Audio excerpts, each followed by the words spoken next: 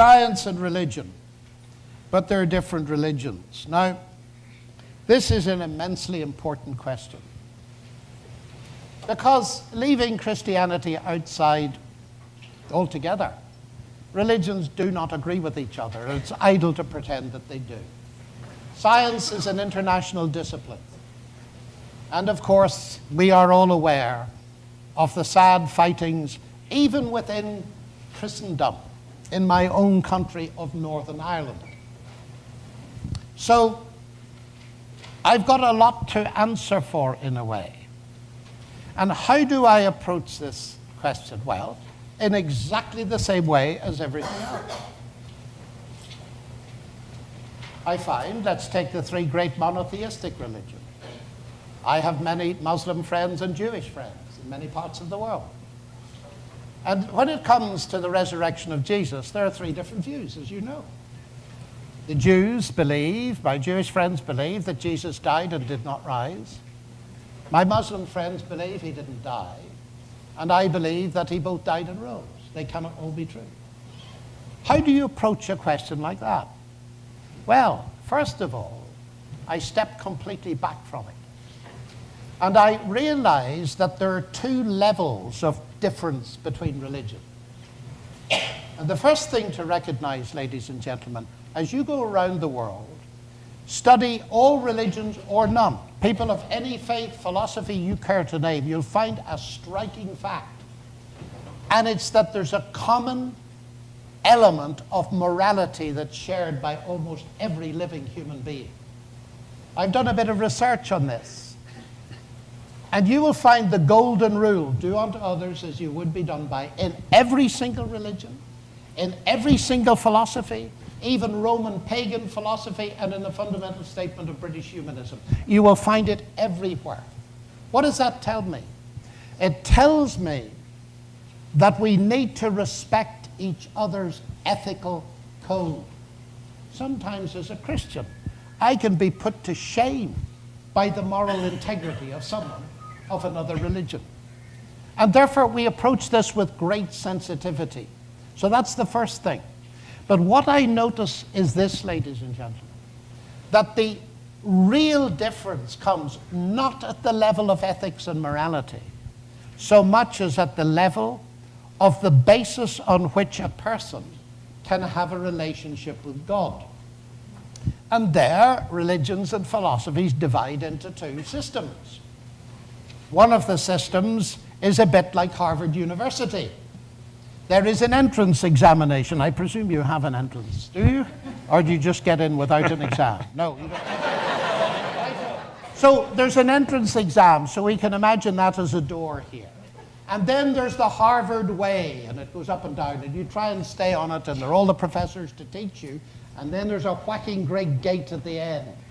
It's called final exams. Now, the whole principle on which the system depends is that of merit. The professors, all of them, are infinitely kind. And, but, I hope they are anyway. But they cannot guarantee that you're going to get through the door at the end, can you? It depends on merit, your performance, your achievement. And many religions are like that, and their adherents tell me they're like that. There's some initiation rite, you get on the way, you try to follow the way, and you hope that then when the great assessment comes, and your good deeds are measured against your bad deeds, that somehow the good ones will weigh more than the bad ones, and you will be accepted into whatever is beyond. I know that's a slight caricature, but it's what many people believe. It's what many Christians actually believe. Now, I do not believe that at all. Because, ladies and gentlemen, the unique thing, it seems to me, about Christian faith is it's not based on merit. Because it does have a gate in a way. But at the beginning, there stands Jesus Christ, who claims to have come into the world to die for my sin. Now, that's a very ugly word to raise in Harvard, but you did ask me about religions, so I'll have to give you the answer that I believe is the true one. In other words, let me put it this way. Suppose I did, my first day at Cambridge, I saw a beautiful girl. I married her eventually. I suppose I went to her and said, Sally, do you know, I'd like to marry you, but here's a cookbook. Now, it's got a whole lot of rules inside it. Now, if you keep those rules fairly well, for the next 30 or 40 years, I will think about accepting you. Of course, I couldn't possibly accept you now.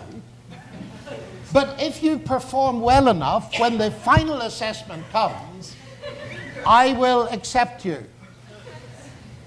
Well, some of you are laughing. Others of you might be experiencing that. I don't know.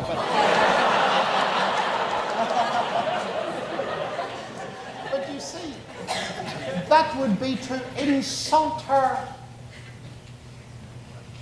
The secret of my marriage, ladies and gentlemen, is this: that we accepted each other at the beginning, unconditionally.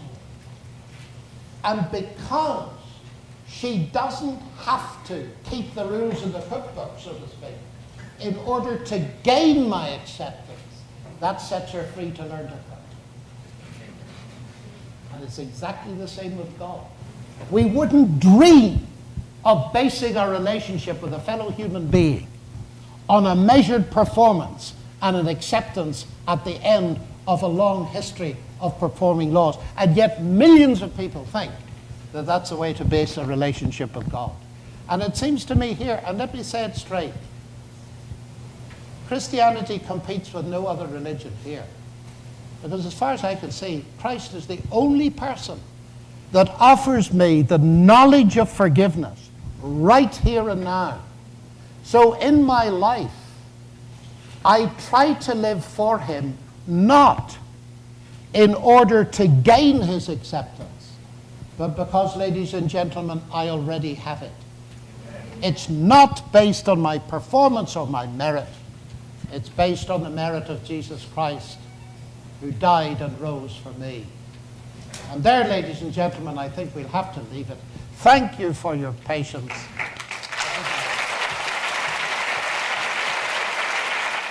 For more information about the Veritas Forum, including additional recordings and a calendar of upcoming events, please visit our website at veritas.org.